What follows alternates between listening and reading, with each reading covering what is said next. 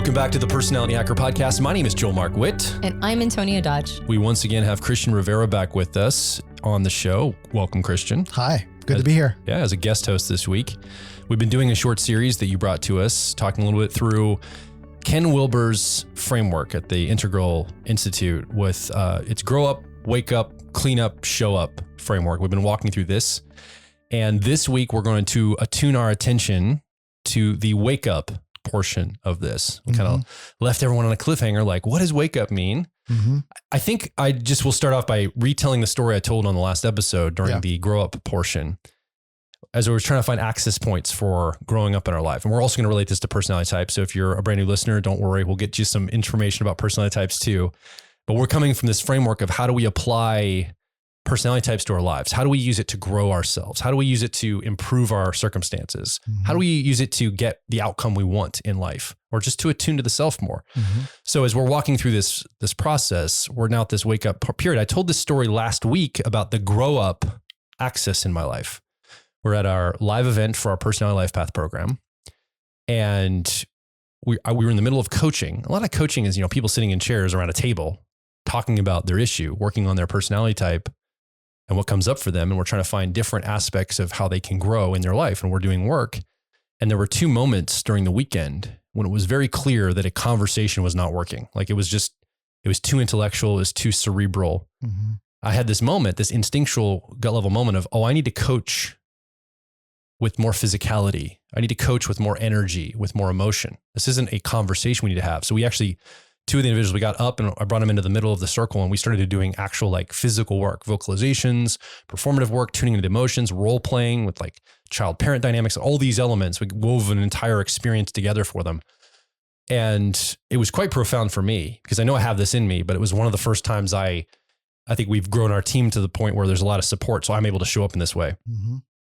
And I had this moment where I was like, wow, that was amazing to contribute.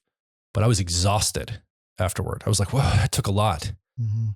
And I'm like, wow, that is a gift I have, but I certainly can't sustain that gift without growing up a little around my physicality. Like I need to attune to my body. I need to take care of it, make sure I'm almost like training like an athlete. If I'm going to do some of this high level output, work with people and the way I can contribute to the world, it can't just be in my mind. I've got to bring this into my body, my voice, my body, my whole physical presence, my energy, my attitude, my attunement to what kind of, if I'm negative or positive in that moment, like all these things need to be woven into it. And so last week I said that on the episode, I was talking about this idea of growing up. I'm like, I was a really profound moment where I think I need to grow up in the physical space. I think I've got a lot of emotional maturity. I've got even some intellectual maturity, but the physical maturity, and I think it's because I've had an easy time of it. My body just responds well. I haven't had to like take care of it and it just shows up for me. So I've taken it for granted. Right. But I had this moment, and I think that's what we want to talk about today. It was that moment of awakening to the idea. The growth work is going to happen over time, but there's that key moment. We talked last week about there was pressure on me to perform. That's what gave me this opportunity to see this. I had an awakening to the fact that I need to, if I want to contribute this way, I've got to get serious about what I need to do with my physical health. Right. So that's what we want to talk about today, that moment or those moments in our lives when we get a new enlightened viewpoint. It's like a level up moment. We're like, oh, I see what's happening. And we want to unpack what that might look like and talk about some access points, maybe from a personality type standpoint. Yeah. I think what's really interesting about this idea of waking up, there's a lot of different avenues we can approach waking up from, but from your example and your story, it's to stem from what we talked about in the growing up episode last week. You were ready for that. And there was you were ready for that in terms of what you've been thinking about, the people you've surrounded yourself with, the circumstance you were in. And it was this moment of opportunity, almost like this portal opened up and you jumped through it. And you're like, okay, this is a moment that I could try this. And you said like feeling exhausted afterwards. I resonate with that because most recently I put on what's called a mental wellness open mic night. And it was this moment that I know I've been thinking about being ready for doing more of an MC hosting kind of thing. Like ever since I was a kid, I had this instinct that I wanted to be some sort of on stage doing something. I always felt very connected to being a creative person and wanting to perform in some way, but I didn't feel connected to like traditional actors or anything like that. And over the course of my life, I've been able to develop skills of speaking, of connecting, of, explaining ideas in a way that's accessible and working on my vocal tonality and things like that. And got to this circumstance where there was enough pressure created in my life to be able to put myself in a position where it's like, okay, let me try this.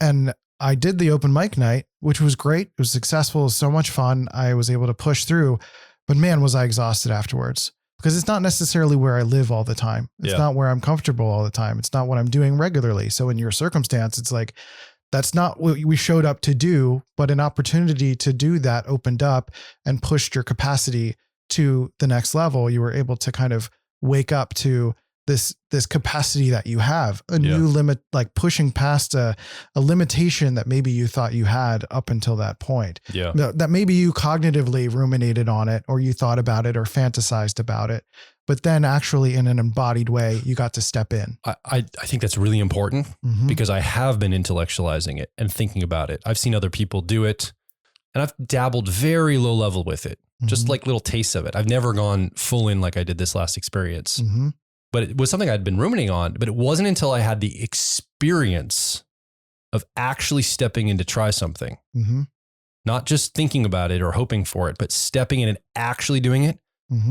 That's what awakened me to it. Like I couldn't have seen it had I not had the experience of kind of feeling exhausted and feeling so good about the contribution, but also feeling like, whoa, I need to really work to make sure I can sustain that. Right. That experience was so powerful. And I'm wondering if experience is so important for our waking up. Like there's this pressure or there's this moment. It's almost like I don't think we just go through life. We're just driving down the road one day and all of a sudden we have like, we might like the Damascene moment, like, oh, I see it all now. I see what I need to awaken to or whatever I need to go toward. It's almost like it is that real experience. Is that resonating with the two of you? Or? Yeah, it's kind of like an emergence moment. Like you can't have that driving down the street and there's something you've been thinking about for a long time and something you've been ruminating on and something just kind of clicks in your mind. And I mean, I had that. I had that moment. I was actually driving down to see you guys. I think towards December of 2018, I was driving in my car. My wife and I were very much talking about personality types and very much involved in this world, talking about our mental health experiences, talking about essentially sharing stories of our growing up experience, of all the pressures we faced, how we conquered them, those kinds of things. And I just had this moment where there was this moment of like, hi there, like in my mind, like I was able to almost become more regularly lucid to my growing up experience. Yeah. So we talked about in the last podcast also this idea that growing up intentionally is this moment of taking the unconscious growing up process and making it more conscious. And it's through a series of waking up processes, like peak moments or peak experiences, that we can start to do that more regularly. And that could be having moments of witnessing yourself doing something over and over again. I hear stories from people in their 20s that are younger than me that have these moments of recognizing that, like, I don't clean my room. I don't know why. It's just not something I do. I don't care. I kind of know it's a problem, but I don't really do anything about it. I just kind of watch myself do it. And you start to have these moments of being able to watch yourself do these things. And in that moment with you, Joel, I'm sure you like had this moment of like watching yourself, like, I'm doing it. It's like a toddler learning how to walk and you're like, I'm doing it. Like that's a toddler's peak experience, is like walking for the first time. And you're like, I'm doing it. Right. And you have this almost temporary out of body, like watching yourself do it. Right. And and it can happen from performance. It can happen from performance over and over again. And then at some point it just kind of becomes a part of your experience. And so it's like you wake up to it and then you kind of stay awake. Yeah.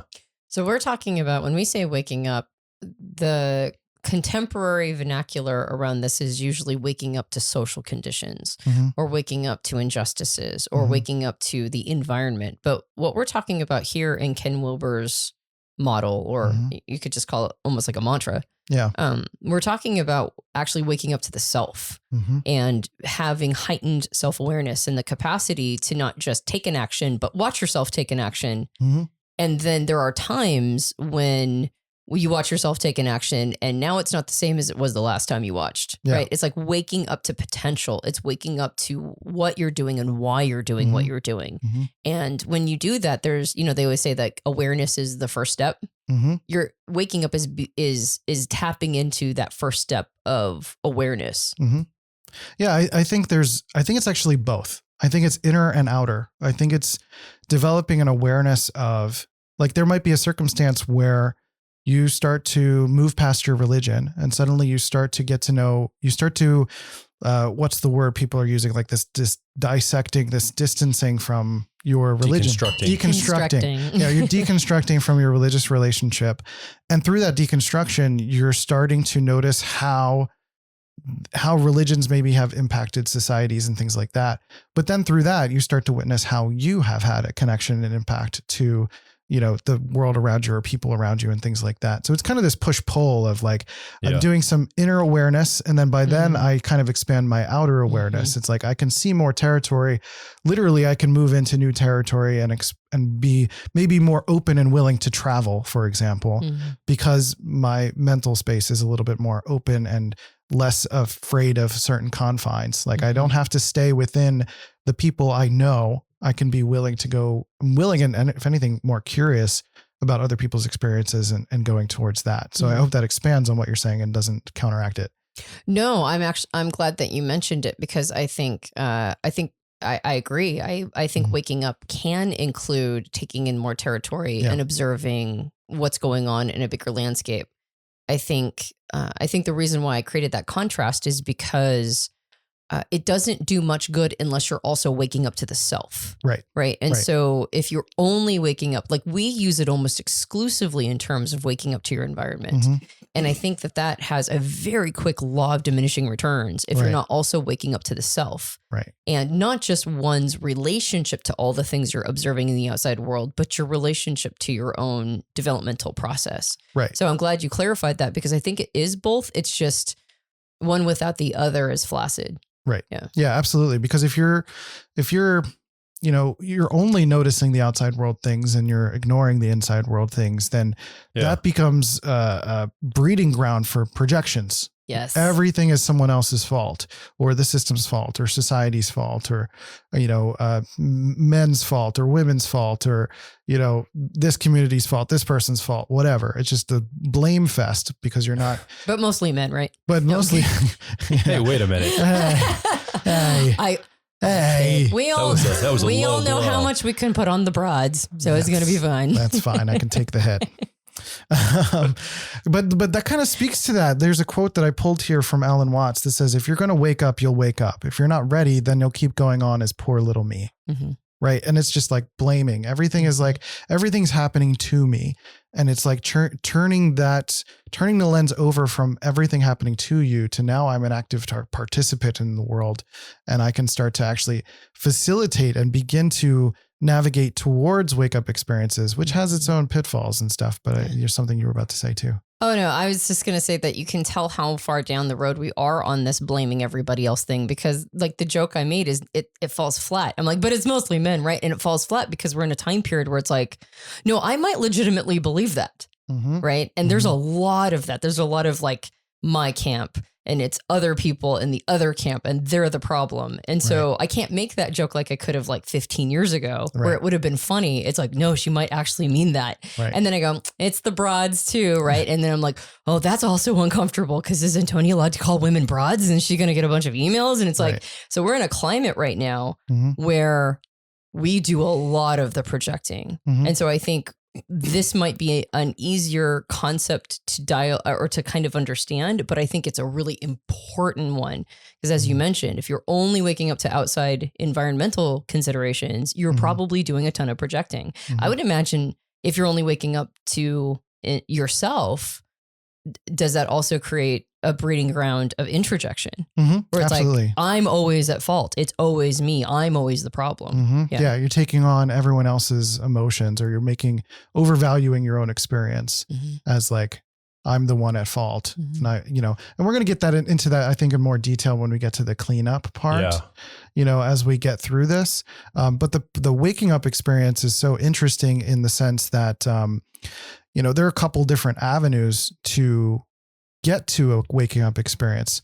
Once people start hearing about the idea of waking up, it kind of translates in a couple different ways. I think people think about waking up as like, again, you're talking about kind of social activism or certain ways that the world are operating. It's like, we need to wake people up that religions are ruining this, or we need to wake people up to like this war is happening in this part of the world. Or this political party. We need to make people, what we're really saying is making people conscious, but. Well, even more than that, we're saying make people aware and make sure they see it my way. Right. See the values that I would have for it. Right. I mean, I really see the values more than I see just alerting people. Like we all know there's wars and conflict and all that. They're saying you need to have the right view of it. That's what we mean by waking up. You've got to put the right lens on your life to see this appropriately with my values. And I think the desire to want to get others to see things the way that I see them, or to awaken to a certain experience, is that waking up is both exciting, but also can be incredibly lonely. Oh yeah. Because especially when you wake up to a new level or new experience or new area of development or new awareness, suddenly the instant question is like, who else knows this? Who else experienced this? Who else is in this with me? And the desire is to take the people who were just with you forward with you. It's like, I need to wake them up to be with me going forward into whatever the next experience is. So for example, if suddenly with your wake up experience to this like kinesthetic idea of wanting to do more embodied support, and if that ends up undermining like personality hacker, for example, and you want to go a completely different direction, let's say theoretically, and you're like, actually, this is a new thing. And what we've been doing this whole time is not what I want to do anymore. So the whole team needs to come with me. We need to do this new thing, but then the team doesn't want to go there.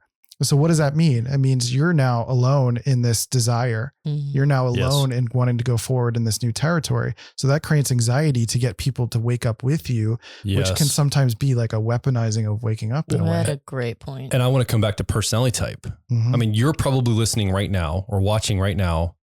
You have awoken to personality types.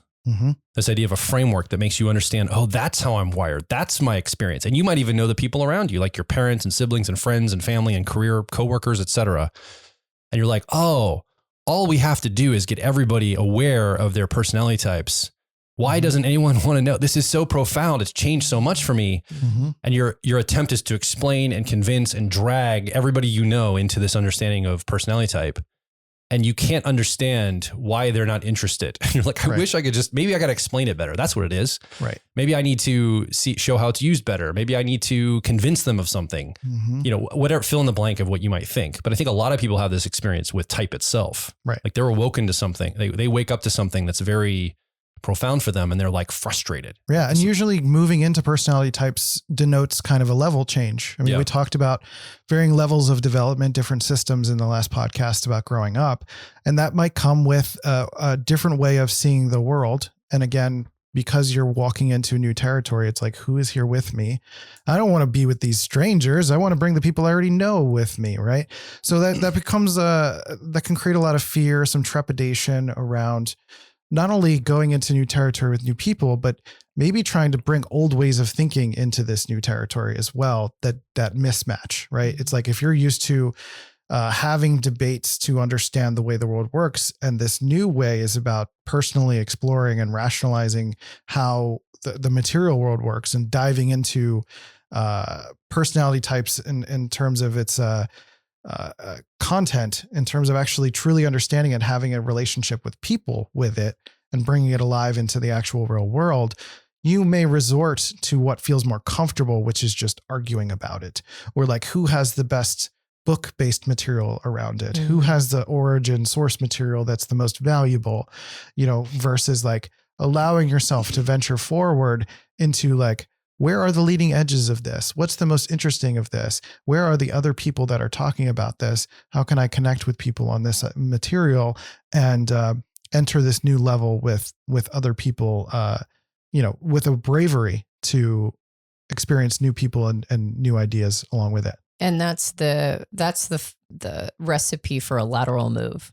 Like when, and I hadn't thought about that before, but when you've like sort of woken up and realized that you're ready for the next level, but there's no framework, there's no model, there's no mentor, there's nobody with you. It's like you're there all by yourself and you're really destabilized and uncomfortable.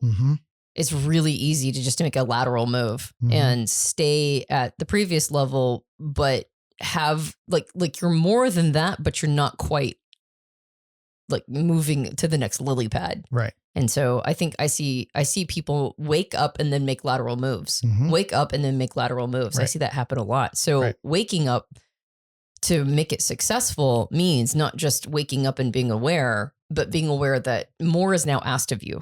Like you can make a lateral move if you want to, but you'll find yourself just as unsatisfied there as you were in the previous, the previous level that, per the last podcast, you had pressure and you were ready. Right. And so if you had pressure and you were ready and you add awareness to it, now you got to get out of the comfort zone. Now you got to go to the next level. Right. Start to develop some bravery around it. And that only covers one area of what waking up could be. That's the levels part of it. It's like moving from levels of awareness to different levels of awareness, or different worldviews to different worldviews.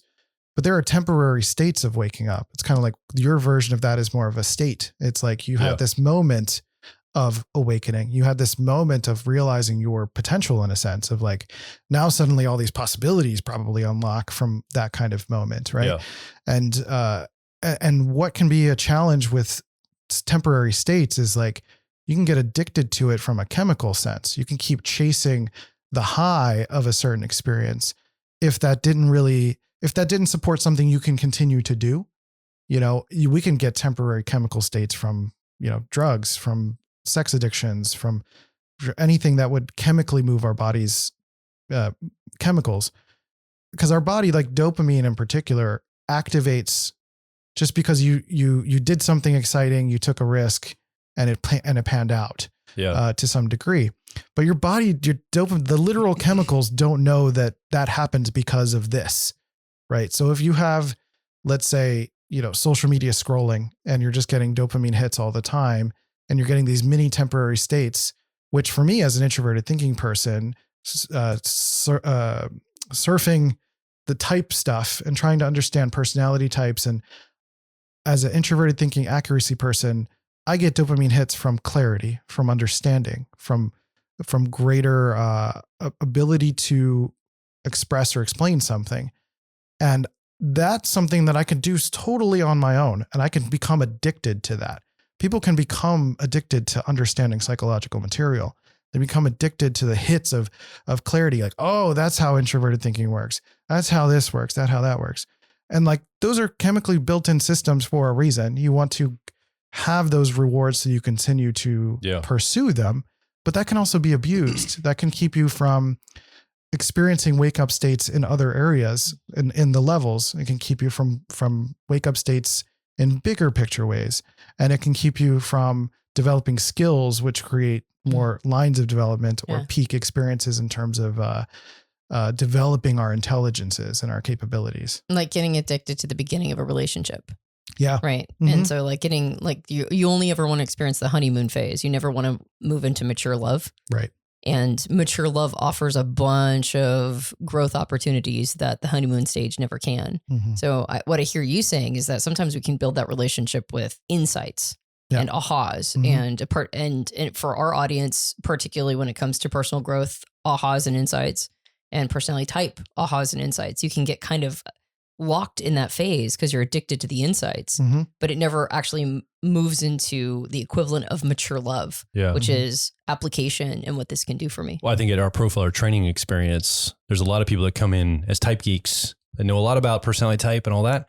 And they have an awakening moment like, wow. I mean, they join because of this, but then they have that visceral experience at a live event or going through the material. While I can have that conversation, help somebody arrive at a best fit type, not just tell them their type because I observe them, but co-create it with them. There's a whole reward system there, and they get awakened to that like, whoa, that's a whole different experience with personality types than what I've been doing by viewing YouTube videos and just projecting type onto people I really don't know, or just interviews that I'm seeing. I'm only seeing a slice of them. I can't ask them questions or calibrate that. And they're awakening to those ideas in our profiler training going, what a superpower. What an amazing ability to connect with other humans. And then humans become more interesting. They're actually able to help people. It opens up the opportunity for coaching or helping, which a lot of people we attract are helpers or coaches or people that contribute. They're advice givers in their world. Right. So I think that these awakening moments are so powerful. So where do we go from here? How can we talk more about these awakening moments? Where do we find our access? Well, I think first of all, before that, I think it's important to be careful also, because state experiences can be a negative. It can be For example, introverted feeling can get addicted to pain.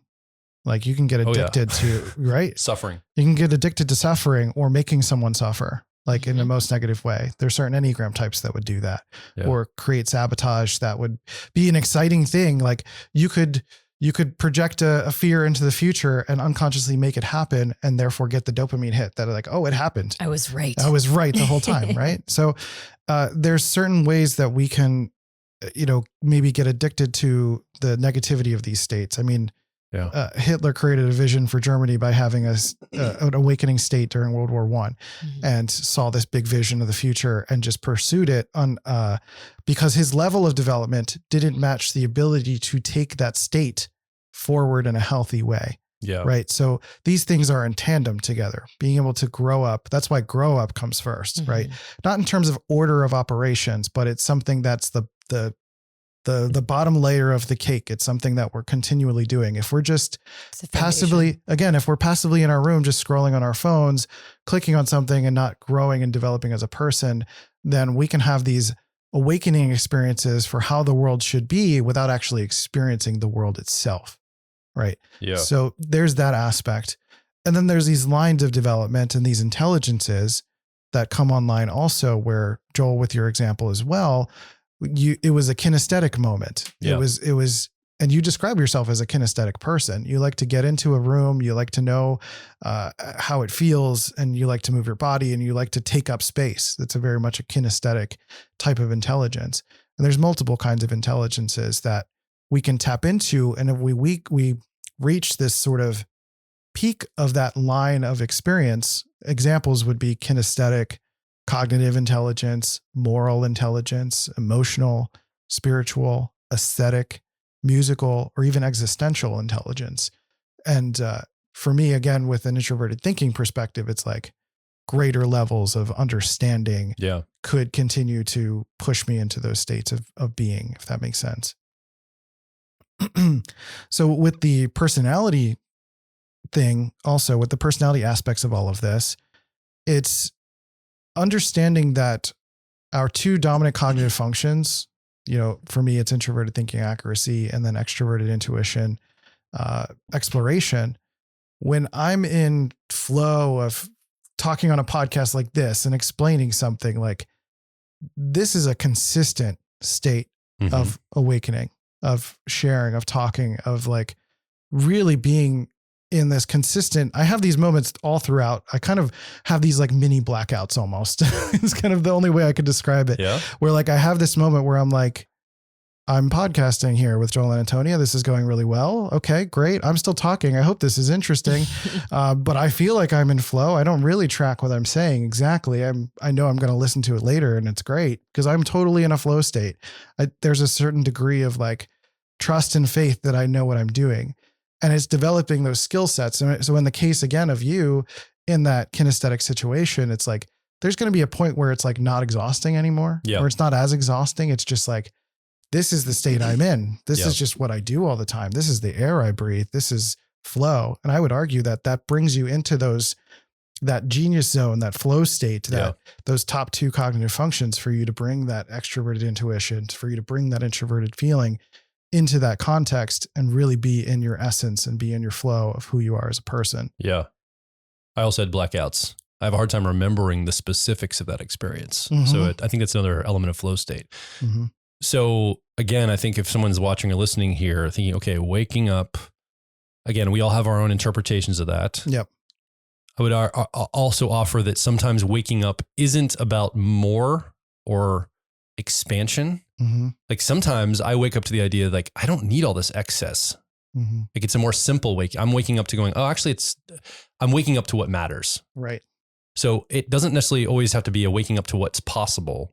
It also could be waking up to priority. Like, oh, this is actually, I thought it was all about this stuff out here, maybe like impressing people or feeling safe or having power in my life or whatever. And then I realized actually at the end of the day, I've woken up to the idea, like it's really about loving the people I'm around, loving myself, attuning to my own existence, showing up for my kids and the people that I need to be, around and surrounded with and supportive of, and carving out a space in the world of the things that matter to me, because I can't do it all. And so I've woken up to this idea that it's not as expansive as I once thought. Mm-hmm. And I think that's the other thing is it's not always bigger and more and more and bigger.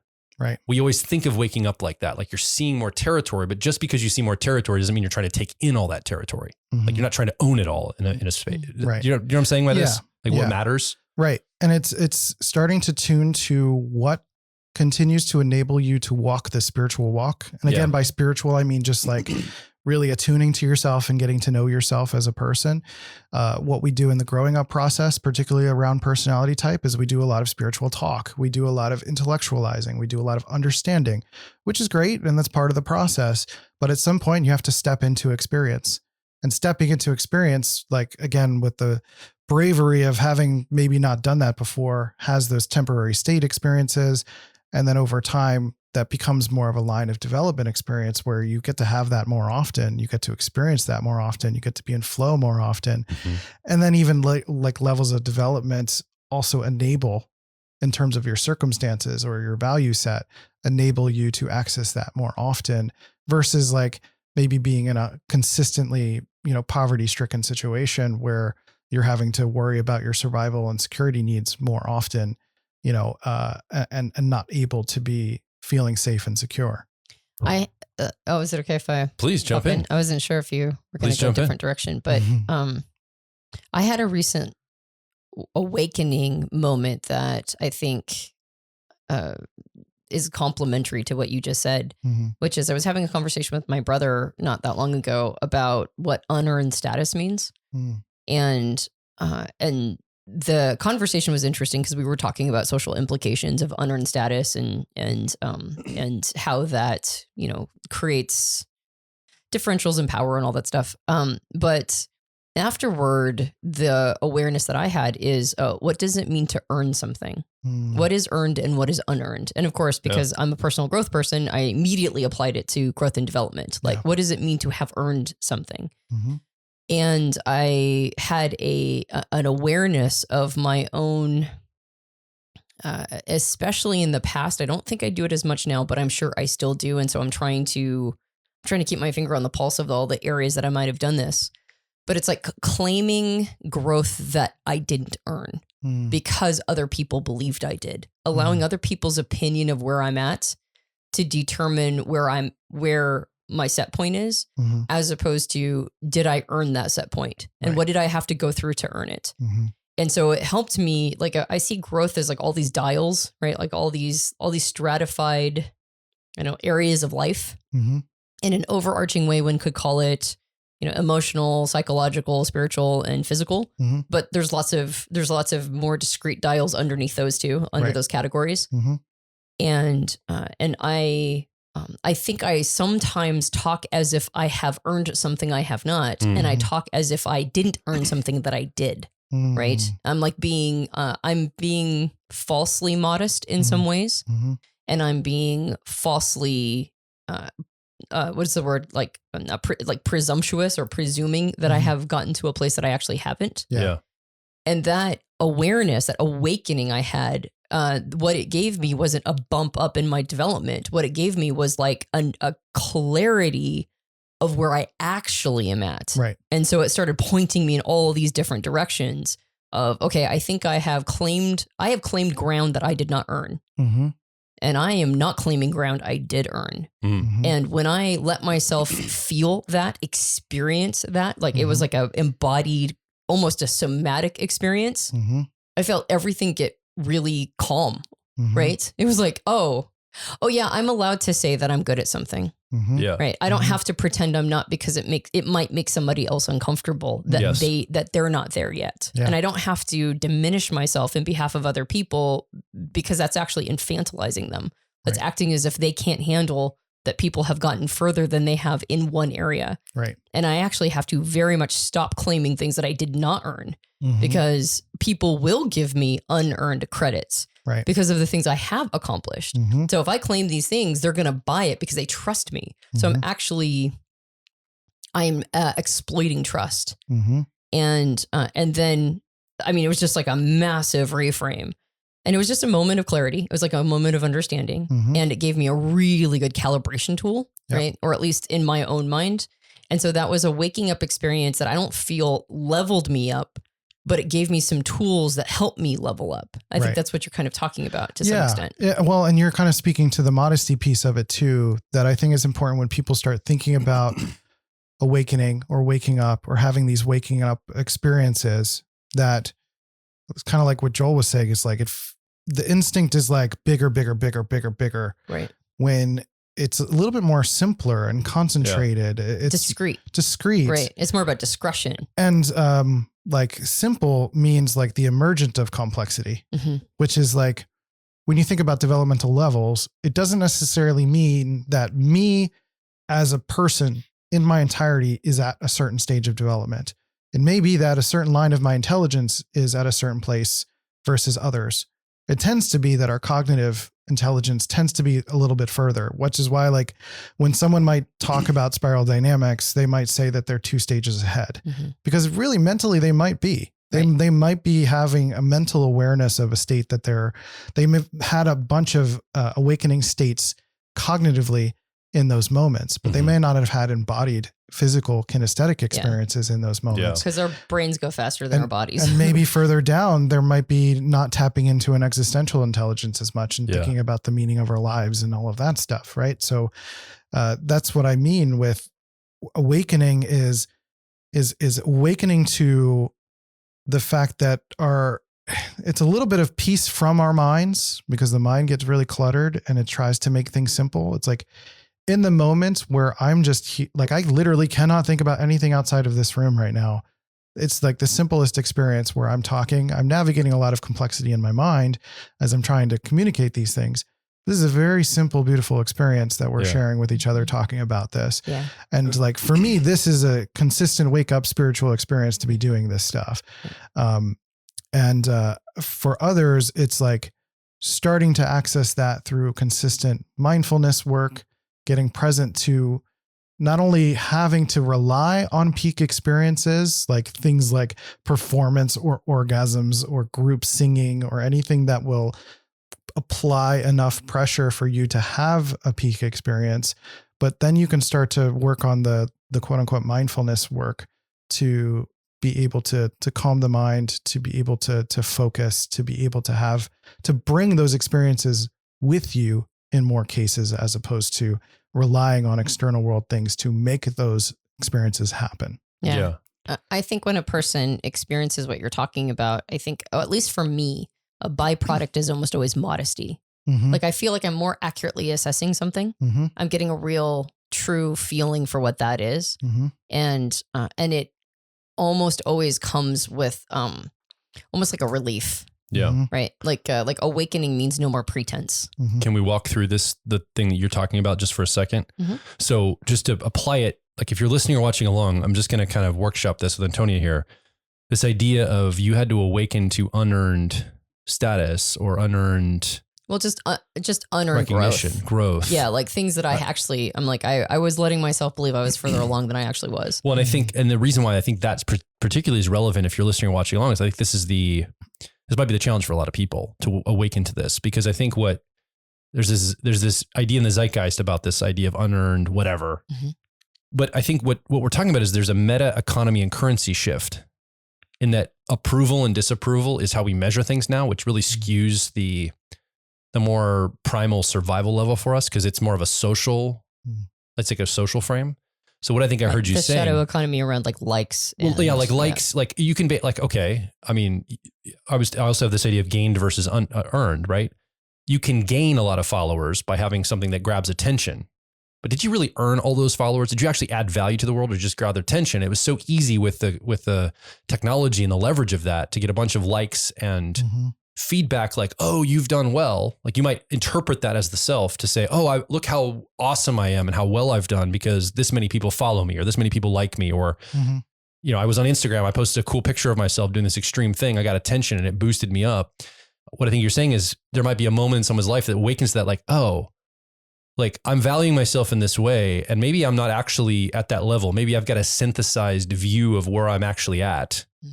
I'm awakening to, okay, where am I actually, this modesty idea, where am I actually at in my life? Because I feel boosted by all these maybe on a dating app, and there's a bunch of people that have like swiped whichever way you're supposed to swipe. I'm bearing my age and station of life. I don't know which direction, up or down or right, left corner. But like I get a lot of accolades or feedback on my value in the sexual marketplace. And so I think, oh man, I've got, because of that, the app maybe skews it in my favor because of the pictures I choose or the description or something like that. Somebody might say. So I must be a good partner. Yeah. So you have this, we have an elevated validation. So I think what we're also awakening to is kind of this awakening to modesty of, okay, like a measuring tool of, okay, where am I actually at in my life? And again, we're subjectively judging it from our own viewpoints, but we're using other people for feedback. And it's so easy to skew that and think that we're maybe further along. And then let's say somebody that does, let's say they put themselves in a position where they're a personal growth expert and they've talked about something, or they're a type expert, but then they have to go into a context where they have to show, they can't curate it and edit the video carefully and cut out all the silly things and bear out the fact they may not actually know what they're talking about as much. And then they have to go like give a live talk on a stage, and now they're terrified. They can't show up to the world because they've never had that moment to wake up to themselves like, oh, this is where I actually am in my life. And that moment of having to step on that stage probably is a really big wake up moment, right? Oh man, I've always curated what I did through video all this time. Now I've got to get up and deliver dynamically. I've got to really show what I know. And you all of a sudden realize all those likes, all those accolades, all those comments, all that curation you had. Again, I'm use it as an example. I'm not trying to pick on an influencer or any kind of person that would put themselves out in that fashion. It's just my world that I live in. So that's why I'm choosing it. But then it's like, it's a real profound knowledge. Like, okay, this is where I actually am. This is where I need to be. Is that kind of what we're talking about in your example? Is that a good way to workshop through it? Yeah. And what has been earned and what wasn't. Like in the situation where a person did get a bunch of, say, subscribers or a bunch of likes or a bunch of shares or whatever, they did earn the ability to get likes. They earned that, right? Whether they gamed it or they figured out, sometimes you just luck out. Honestly, there's a fair bit of luck in some of this and timing, but they were opportunistic and they jumped on it at the right time. So to some extent they did earn that too, right? They could have just sat back and done nothing. So there is some earning, but I think for me, it was the awareness that sometimes I glob these things together, right? Yes. I conflate things. Yes. Almost like a bill that has like a bunch of stuff in it. It's like, if we pass this, then we're passing it all, right? Yeah. And it's like, well, maybe we should create some distinctions around these things because they might not actually be related. Right. Yeah. So it's a matter of what was earned? What did I actually do? And what didn't I earn that I'm taking credit for? Right. And so, it's not to say that you didn't earn any of it. It's to say, show some discretion around what was earned and what still needs to be focused on. And those are opportunities we talked about in last episode. Growth is readiness plus pressure. Right. And I think that's a really good framework. I'm just officially using it from this point on. And so what waking up does is I think it makes you aware of those moments so you don't make lateral moves, or it gives you more opportunities so that when pressure and readiness are there, right, when they combine, you just happen to have that moment, awareness or awakening allows you to know what direction to point it in. Because you might have pressure and readiness, but kind of not know what to do with it. Right. It's like, I think I need to be doing this thing. When you have an awakening, you go, I need to apply it to this. And this will be my highest gain. Yeah.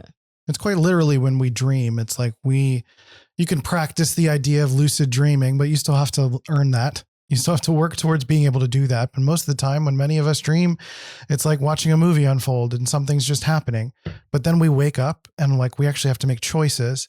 And there's a beautiful thing to be able to actually literally wake up as a person, that you can get up and feed yourself and walk around your house naked if you want to, or like whatever the case may be, to make those choices to now actually have sovereignty in your life that the dreams didn't provide. You can have a nightmare and you can also have a beautiful dream and want to stay asleep, but you could also have a nightmare anytime you go to sleep. Like you just don't know what you're going to come into the experience of. Things are just happening to you. And now you wake up to the opportunity to create a reality and experience a reality where you can make things happen for yourself. So you're both talking about this idea of awakening to something. And the truth is, while the awakening experience itself might be exciting, if you're having gratitude for what the awakening brings you to, if you wake up next to a beautiful woman, you're like, this is great. I really like waking up, and having this experience of waking up to something positive.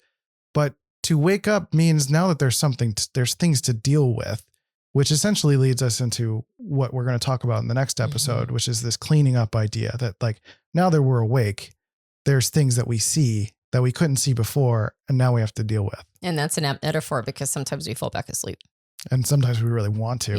Yeah, exactly. And so then waking up is also, it brings along with it responsibility. And I think, we talk about, a long time ago, we did a podcast on the drama triangle and then the empowerment dynamic, which takes these positions of, these aren't the drama triangles monikers, but I choose them because they're easier to remember. Which is, it's a worldview where you funnel everything into victim, villain, and hero. So in any given situation, somebody's occupying the position of hero, saving the day, a victim that the hero is saving, and a villain that has put the victim in that situation. Yeah. And the empowerment dynamic says, well, you can keep all three of those slots. You just change it from villain to challenger, victim to creator, and hero to coach. And I think what I'm hearing you say is that a big part of the awakening process is changing our position to a more empowered frame, going like, I might not be a victim. I actually might be a creator. I might be able to do something. Now it might be very difficult, right? And there might be a lot of steps to it. And that might be why it's easier for me to think of myself as a victim to the world. But the truth is that there are things I can do. And the awakening is, what can I do? What are the areas and opportunities that I can do something about my life? Yeah. Hard work comes on the other side of it. And it's really easy to, again, create avoidances to, get temporary chemical hits of something, but not actually bring physical material experience into the world where we actually make some sort of impact in our environment or in our lives or with people around us. Yeah. So that makes me think of LSD. You said chemicals. Just jerk the wheel. Sure. It's going to relate. Great. I promise, or at least I hope so. So there's technology like psychedelics, for example, maybe even exposure to concepts on the internet at a young age. But like I've known people in real life that have had experience, for example, with psychedelics, something like LSD, where, if you have experience with psychedelics, it's a very profound, it's literally a trip. It's a transportation experience. You go into an altered state, chemically altered state, and you have an experience. It's very profound, very personal. And often people come back reporting saying they saw awakening moments of what's possible. They saw, I saw the source code, fill in the blank. There's a whole range of experience people have. And I've noticed that people that do something like LSD or maybe magic mushrooms, psychedelic, in their teen years, sometimes it like wakes them up too early, too soon. And I was actually reflecting on this because the last episode we talked about growing up, and I said, that feels out of order. It feels like you have to awaken to what's possible first, and then you grow up after you're awakened to it. But really, I think it is in the proper order, because you almost have to have a platform, a substrate to build the waking up experiences off of. If you have an experience of waking up to something, I think too early, premature waking up, I often wonder if there's a little bit of a challenge that happens there. And I think of one of my favorite bands is the Grateful Dead. I love listening to their music, and I think they have a great way of creating an experience, a social experience for people. And I love their music, but I know their lives, and I know how it all ended up for them, and especially two of the members passed away, I think at this point, at the time of this recording, because I think they never grew up. Now it was, I think Pigpen was one of the early band members to pass away in like the 1970s. And then Jerry Garcia himself passed away. I think he actually kind of took himself out because I think he was faced with the moment of having to grow up and own some more things and like mature. And he just absolutely refused. Yeah. You could debate this if you're a Grateful Dead, if you're a Deadhead fan or whatever. I think he absolutely refused. And I think he was confronted with this growing influence and this growing operation that he had to grow up to be able to manage. And he basically unconsciously said, I'd rather die than do that. And ended up like taking himself out through poor health and poor management. So I see that as a station hot dogs, basically. I see a cautionary tale. I think he went to like some kind of like diabetes shock because he wasn't taking care of his health at all. Like he was on so many drugs and he was eating terribly. And to me, I'm like, they're the Grateful Dead. They were dropping like LSD acid trips like all the time. Like that was their lifestyle. And they would say our success was because we didn't have we dissolved our egos and we were able to cooperate and grow and perform and all of this. And I'm like, yeah, but you never matured. You're still Like you're still kind of like where you were back then. And yeah, you have all these waking up experiences, but that's not enough. Like waking up is not enough, or that would have just taken care of itself. But I think you had a lot of challenges in that. So I'm realizing too, especially young people now have access to a lot of social technologies, chemical technologies, like, I mean, certain psychedelics are becoming legalized or decriminalized places. I think marijuana or cannabis is available for most people right now to have like different experiences. And just the access to social technologies like psychology and understanding why the mind does what it does. Exactly. We were talking to Darren on a few episodes ago about business. And he's like, why the stock market doesn't crash in the same way is we have perfect information. We know the cycles of economics and we kind of understand how that works now. So people don't panic and run on the banks and like try to withdraw all their money and stuff. Right. So it's like, we know more. So we're having these enlightened, like on a group scale, we're like, can't help it. We're awakening to other concepts and possibilities. And I think this is, so it's not always that waking up is a good, like, I mean, it's a good thing. How do I say it? It's not always the pursuit of it that we should be focused on. It is something that happens, and it's still with wisdom and, judicious attunement. Yeah. We can't just wildly say, oh, wake up. That's what I need to do. I just want to bring that up too, because I think that's something that like a lot of young people are probably working through. Right. I mean, like growth within a level of development. Yeah. Like there's a fullness of that experience. It's like navigate that terrain as much as possible. Yes. And sometimes we get kind of jerked into the next level, or we have traumatic experiences, or we have something happen that thrusts us into having to think very differently than we are now. And that can be too soon. I mean, that's the idea of shadow work, is you go back through earlier levels of your development and you're doing a lot of cleanup work, and you're like, what did I miss? Or what did I collect that I didn't see that I collected? What did I learn from a level of experience that I didn't, wasn't aware that I took on, that became like a shadow representation of myself, something that I'm now unconsciously doing, even though I was able to move forward. You can go through levels, not necessarily consciously having graduated from that level. There could be a lot of material in there that propelled you that wasn't conscious. And I mean, you can have these, whenever you have a peak experience, like a really big peak experience, like maybe a spiritual awakening kind of experience, like depth meditation or a highly traumatic experience, that you can awaken to your level of development. So we talked about me, we, everybody as kind of like the main three pillars to what to think about how our development shifts. If you wake up in a me experience, you could very well see yourself as the Messiah. And that propels you to be the savior of the planet, or be the person that is everyone serves you, that kind of thing. Or if you wake up to a we center of development, it's like our people are the people that are supposed to be running the planet. Everyone else are infidels they're not a part of it. It's an extreme. It becomes an extreme of that worldview. Yeah. Us versus them. Or everyone needs to be hyper rational, like whatever the case may be, but you will awaken to that level of development. So sometimes it happens accidentally and traumatically, but other times it's like, you might just need to get a job. Like, you might need to, like, that might be the next thing you need to do. It's not taking more drugs. It's not having more satisfaction, mental experiences, but like, you might need to be responsible. Yeah. You might need to go do whatever the next grow up thing is, and let go of trying to have this like oneness with the universe experience when, the circumstance is not really enabling or allowing you to do that responsibly and well and properly in a way that's good for you and the people around you. Quickly, I know you want to say something, but like talk about bypass. Oh, getting a job. I know I'll go become more spiritually minded. And like, that's a bypass. If that's what you need to just go get that day job, and you go and you become the spiritual, whatever. It's like, maybe you're bypassing the very fundamental thing that you need to do to grow. To enable that waking up experience to happen in a better way. Yeah. Maybe you need to clean up your bedroom and take a shower. Yes. And that's what I think a lot of, I know I need to do that in my life a lot more. I mean, respectfully. Well, thank you, Christian. I need to go do that next. Well, and there's a couple things coming up for me. The first one is that for me, when I feel like I've truly woken up to something, if it doesn't come along with a sense of modesty, then it doesn't feel complete. Mm-hmm. And the idea of I'm the Messiah or I'm the Savior or my group, my demographic should be running everything. That's a lack of modesty. Mm-hmm. Sometimes you just got to go get a job. Well, I'm too good for that. That's a waste of my time. I hear a lot of young people be like, a day job is a waste of my time. Mm-hmm.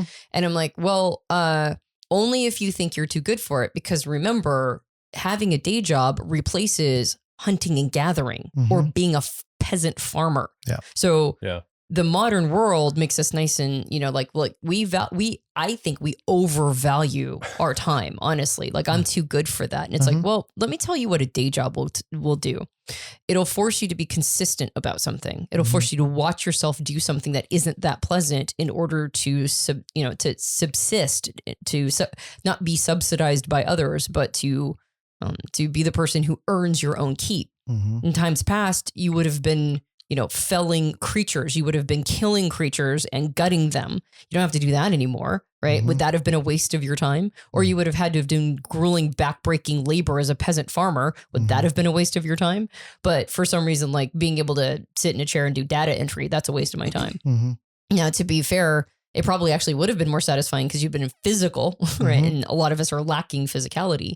But a day job will watch you basically do what farmers watch themselves do, which is take care of their own needs. So that's the first thing. And then the second thing is if you do it well, you'll be able to watch yourself do something well, right? And then you'll gain self-confidence and self-esteem through it. So it's not a waste of your time. And why is your time so valuable that you don't have to, that you're one of the only people who shouldn't have to feed yourself and live off of your own, labor. And so I think that waking up piece without the growing up piece, I think it gives us airs. It makes us really arrogant. And I remember somebody who we were familiar with quite a long time ago, who was a young gentleman, lived with his parents, who basically meditated 8 to 10 hours a day. And there was something that person was tapped into. I can't deny that they were clearly tapped into an energy that you can only get to if you're doing 8 to 10 hours of meditation every day. They had a waking up experience and they kept going that route. They just kept going, right? And their parents were subsidizing it. Right? Like somebody had to subsidize this experience for this person. Right. And they were too young to ask other people to do that for them because they were able-bodied. Right. There was no growth pressure. No growth pressure at all. So they weren't growing. They were just staying in this like meditative state all the time. And that's the addiction you talk about. Like that can be just as addictive. So I think what's really important about having the platform of Grow Up is it reminds you that you aren't special, right? Like you need to be you need to be earning your keep, right? There are things that you can't like a person in that state might say, I've grown beyond needing a job, and that is unearned, right? Like really, what was the passage of, what were all the things you did to earn not having to work anymore, right? So I think I appreciate you bringing that up again, because the platform of Grow Up is so crucial, and all this wake up without Grow Up is just rife with spiritual bypasses. And as we mentioned before, lateral moves. Yeah, absolutely. Yeah. Okay. Anything else around access points or how we can attune this before we start to land the plane on this episode? I mean, we mentioned meditation and mindfulness. That's usually what a lot of people end up going to when they get to a certain stage of development. But like that humility piece is so important. It's like really paying attention to within yourself, or like if you're parenting children, it's like if they are not in a place where they can be humble about who they are and about their experience, then giving them spiritual mindfulness experiences is not necessarily the answer. And also mindfulness can be abused as like a behavioral control mechanism. It's not about making you a more well-behaved person.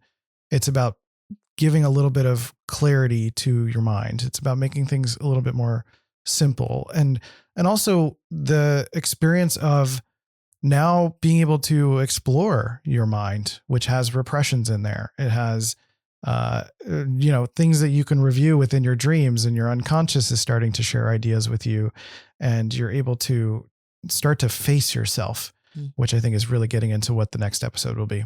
Yeah. So we're going to talk about cleanup on the next episode. How do you give us a preview when we say cleanup?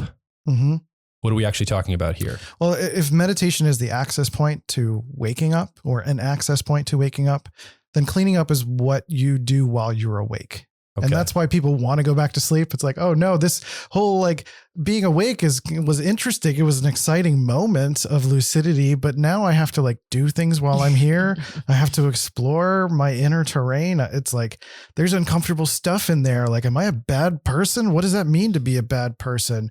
You know, do I have to unravel my relationship to my past religion? We were talking about that we experience where sometimes people have stuff in there that they don't want to approach again, or in their me experience of like, owning the ego parts of themselves of like, I just want to make a mess, and they don't let themselves make a mess. You know, so it's reviewing shadow material and re-examining things. It's taking the ego, which I see as like the junction point between persona and shadow. And we'll explain what those things are, but it's like the things that we determine in ourselves are good or bad, and sort of reworking through self-analysis, what is actually good or bad? And especially based on that humility piece. If I'm developing humility, I need less external pressure because I can apply my own internal pressure more appropriately. Yeah. So I can better tune to, you know, what is good or bad or what is ethical with myself, as opposed to needing external institutions to do that for me. That's great. Okay. So next week on the episode, we're going to talk about this idea of cleaning up. And we also have one about growing up after that, or excuse me, showing up after that. Yep. So just tune into this. If you're listening or watching along, you're the fourth person in this conversation. You haven't had a microphone, but we want to hear from you. As you think about waking up, as you think about this experience, come over underneath this episode at personalityhacker.com. Leave a comment, ask a question, or share your story. Do you have a story of a waking up moment where you were aware of something you weren't aware of before? You had an enlightened moment, a Damascene moment, like, oh, I see the light. It could be in really small things. You know, I think mine wasn't super profound. I think it will have a profound impact, but it wasn't like I was, you know, doing a psychedelic and deep meditation work. I was in that experience of coaching, helping people. And I was like, oh man, my body's going to be really important for this. It was like this moment. Sometimes they happen as little flashes. Sometimes they're bigger insights and you see a bigger picture emerge. So tune into this for yourself. And we'd like to hear from you. What's coming up as we talk about this concept of waking up? Is it something you've never really had an experience with? Maybe you did it really early in your life and now you're kind of struggling like, oh man, I've seen too much. I wish I don't know everything I know. Like where are you at in this entire process of waking up? I'd love to hear from you. We'd love to hear from you. Again, make your voice heard over at personalityhacker.com. And if you enjoyed this podcast, you can subscribe to us on iTunes and various Android platforms.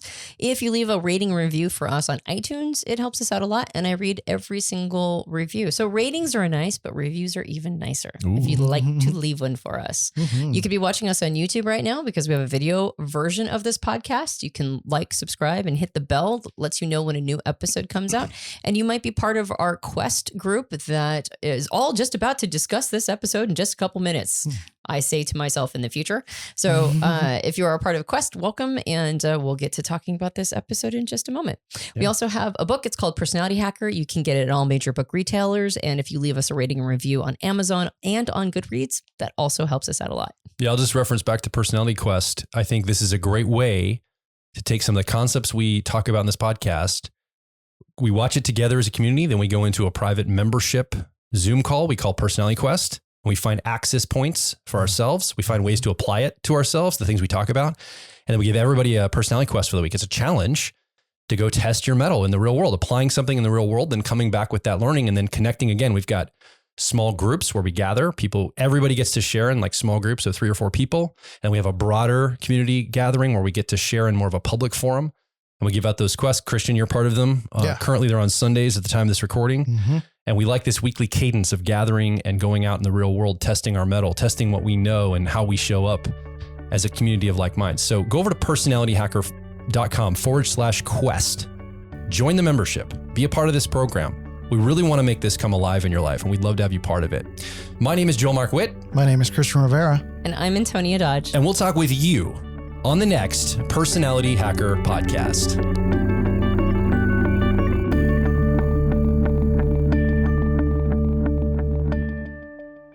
Hey, it's Joel from Personality Hacker.